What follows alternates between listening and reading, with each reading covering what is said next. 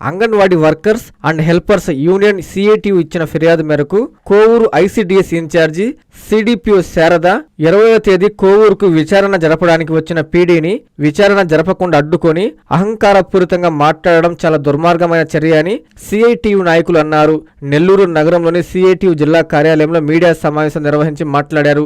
ఈ సమావేశంలో వారు మాట్లాడుతూ విచారణకు వచ్చిన అధికారిని ధిక్కరించి మాట్లాడి అవమానపరిచి విచారణ జరపకుండా పంపించి వేసిన ఇన్ఛార్జి సిడిపిఓ శారద మీద నేరుగా జిల్లా కలెక్టర్ జోక్యం చేసుకుని పూర్తిస్థాయి విచారణ జరపాలని అన్నారు. విచారణలో తన విషయాలు బయటపడతాయని ఉద్దేశపూర్వకంగానే పీడీని నోటికొచ్చినట్లు మాట్లాడడం, మొండిగా అహంకారంగా ప్రవర్తిస్తున్న సిడిపిఓ విషయంలో జిల్లా కలెక్టర్ విచారణ జరిపి న్యాయం చేయాలని సిఐటియు యూనియన్ డిమాండ్ చేస్తున్నారు. ఈ కార్యక్రమంలో ప్రసాద్, గోగుల శ్రీనివాసులు, షేక్ రెహానా బేగం, సురేష్లు పాల్గొన్నారు. Kovur anganwadi CDPO incharge CDPO D Sharada గారి అవినీతి మీద, ఆమె చేస్తున్నటువంటి అక్రమాల మీద, అదేవిధంగా అంగన్వాడీ వాళ్ళని అవమానకరంగా మాట్లాడుతూ అంగన్వాడీల వేధింపులని వ్యతిరేకంగా anganwadi workers and helpers union CITU అనుబంధం మరియు సిఐటియు నెల్లూరు జిల్లా కమిటీ ఆధ్వర్యంలో జిల్లా కలెక్టర్ గారికి, డైరెక్టర్ గారికి, కమిషనర్ గారికి అర్జీలు ఇవ్వడం జరిగింది. ఈ ఇచ్చినటువంటి అర్జీలను బేస్ చేసుకొని మొన్న 20వ తారీఖు పీడీ గారు కలెక్టర్ గారి ఆదేశాల మేరకు కోవూరు సిడిపిఓ ఆఫీస్ గారికి విచారణకి వెళ్ళడం జరిగింది. ఈ విచారణ సందర్భంగా ఇన్ఛార్జ్ సిడిపిఓగా ఉండేటువంటి శారదా గారు దురుసుగా ప్రవర్తిస్తూ వచ్చినటువంటి అంగన్వాడీలందరినీ భయభ్రాంతులకు గురి చేస్తూ చివరికి ఆమె ఎంతవరకు పోయారంటే విచారణాధికారిగా వచ్చినటువంటి పీడీ గారిని కూడా నువ్వెవరు నా ఆఫీస్కి రావడానికి, నేనుంటేనే నువ్వు ఎంక్వైరీ చేయాలని చెప్పి బెదిరింపులకు దిగడం జరిగింది. ఒకరి మీద అవినీతి ఆరోపణలు చేసిన తర్వాత, ఆ అవినీతి ఆరోపణల మీద విచారణకు వచ్చిన తర్వాత ఎవరైతే ఆరోపణలు చేశారో, ఎవరైతే ఆమె మీద కంప్లైంట్ పెట్టారో వారిని విచారణాధికారి విచారించే సందర్భంలో ఎవరైతే ఆరోపణలు గురవుతున్నారో వారు ఉండకూడదు. కానీ నేను ఉండకుండా నువ్వు పీడీ ఇక్కడ ఉండడానికి లేదు, నేనుంటేనే నువ్వు ఇక్కడ విచారణ చేయాలా, లేకపోతే నా ఆఫీస్ నుంచి వెళ్ళిపో నువ్వు అని చెప్పి ఒక జిల్లా అధికారిని, అందులో జిల్లా కలెక్టర్ గారు విచారణకు ఆదేశించినటువంటి అధికారిని ఇబ్బందులు పెడుతూ నువ్వు వెళ్ళిపో అని చెప్పి హుకుం జారీ చేసిందంటే కింద స్థాయి అధికారి. ఆమె ధైర్యం ఏందనేది మేము ఈ సందర్భంగా అడుగుతూ ఉన్నాం.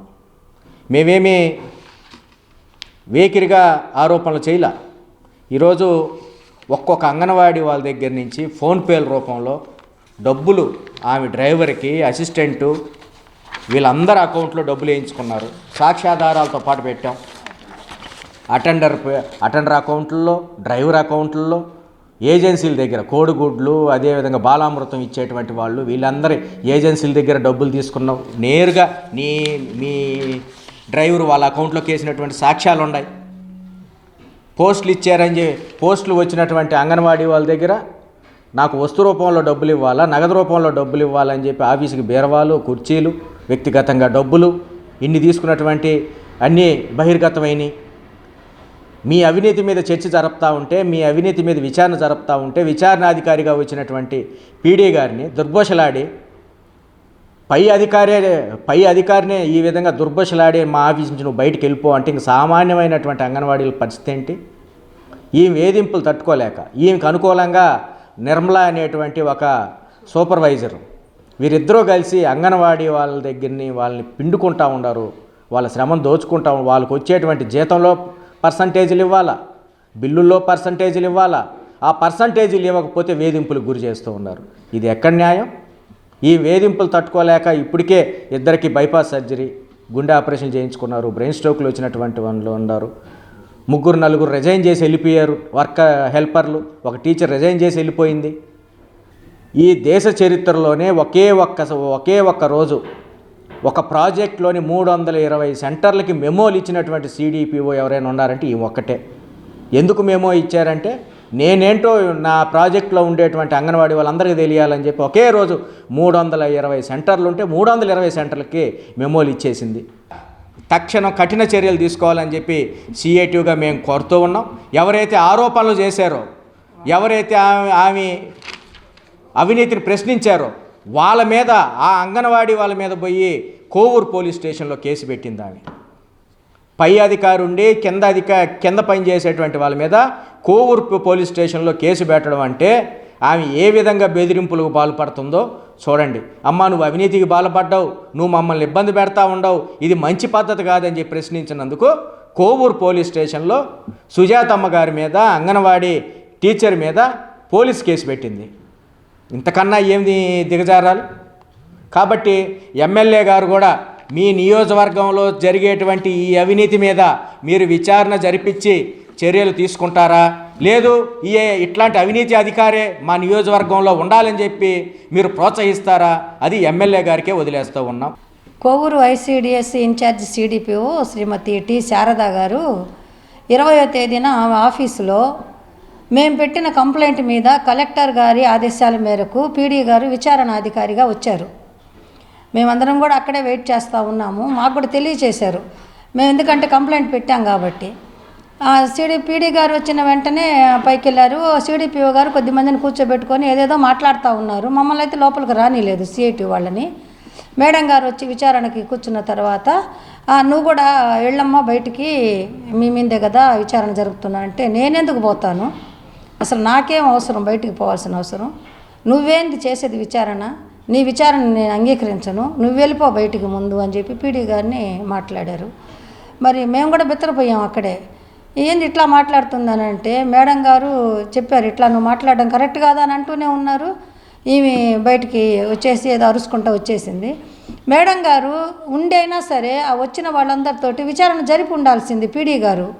కానీ పీడీ గారిని ఆ విధంగా ఆమె మాట్లాడేటప్పటికీ ఆమె కూడా అవమానంగా ఫీల్ అయిపోయి ఆవిడ వెళ్ళిపోయారు. వెళ్ళిపోయిన తర్వాత మళ్ళీ కొద్దిసేపటికి మళ్ళీ రావడం జరిగింది. ఎందుకంటే ఇవన్నీ ఎట్లున్నాయంటే, ఒక అధికారిని, గజిటెడ్ ఆఫీసరు, ఎంక్వైరీ ఆఫీసర్ని ఆమె ఆ విధంగా మాట్లాడిందంటే ఒక వర్కర్ ఆమెకి ఏం లెక్క? ఆమె ఏం చూసుకొని మాట్లాడుతుంది? ఆమె మూర్ఖత్వంగా మాట్లాడుతుందా, అహంకారంగా మాట్లాడుతుందా, పొగురు బట్టి మాట్లాడుతుందా? సిడిపిఓ మాకు అర్థం కావటం లేదు. 12 ప్రాజెక్టులలో సిడిపిఓని చూసాం మేము. ఈమెలాగా మేము ఎప్పుడు చూడలేదు. ఈమె మాత్రం చాలా ఇబ్బందికరంగా వర్కర్లను కూడా ఇబ్బంది పెట్టి మాట్లాడింది. కాబట్టి ఈ విచారణ అనేది మళ్ళీ పీడీ గారితో అయితే అసలు చేయడానికి కూడాను మేము కూడా అంగీకరించట్లే. ఎందుకంటే మధ్యలో వదిలేసి వెళ్ళిపోయిన తర్వాత ఇంకేం విచారణ జరపొద్దామి, నేరుగా కలెక్టర్ గారే దీన్ని టేకప్ చేసి ఈ విచారణను కొనసాగించాలా. ఈమె కానీ ఉంటే ఈ ప్రాజెక్టులో ఎవరిని కూడాను విచారణ చేయించడానికి ఆమె అంగీకరించదు. అందరినీ ఇట్లాగే ఇబ్బంది పెట్టి చిందులేసింది. అసలు ఆమె సిడిపిఓ చిందులేసేసింది ఆ ఐసీడీఎస్ ఆఫీసులో. దీన్ని మేము వ్యతిరేకిస్తున్నాము. మళ్ళా కలెక్టర్ గారు నేరుగా విచారణ జరిపి ఆమెను వెంటనే సస్పెండ్ చేసేసేయాలి. సస్పెండ్ చేసి ఎక్కడైనా పెట్టుకోండి, ఏ ఆఫీస్లోనే ఏమైనా చేసుకోండి. మీరు అంగన్వాడీల్లో పనిచేయడానికి మాత్రం ఆమె అర్హురాలు కాదు. కాబట్టి ఇప్పటికైనా సరే విచారణ జరిపి ఆమె మీద వెంటనే చర్యలు తీసుకోవాలి. రాజకీయ ఒత్తిడులు ఎన్ని ఉన్నప్పటికి కూడాను 320 సెంటర్ల వర్కర్లని, హెల్పర్లని దృష్టిలో పెట్టుకొని ఒక మంచి నిర్ణయం చేయాలని మేము ఈ సందర్భంగా డిమాండ్ చేస్తూ ఉన్నాము. మెడికవర్ హాస్పిటల్స్ నెల్లూరు మిమ్మల్ని తిరిగి సాధారణ స్థితికి తీసుకురావడమే మా ధ్యేయం. అన్ని సదుపాయాలతో కూడిన ప్రత్యేకమైన రీహాబిలిటేషన్ వార్డ్, అందుబాటులో సేవలు ortho and neuro rehab, cardiac and pulmonary rehab, post operative rehab, post transplant rehab, sports injuries and trauma rehab, geriatric and paediatric rehab, cancer and palliative rehab. Medicover hospitals, Chintareddypalem cross roads, Nellore. Contact 04068334455.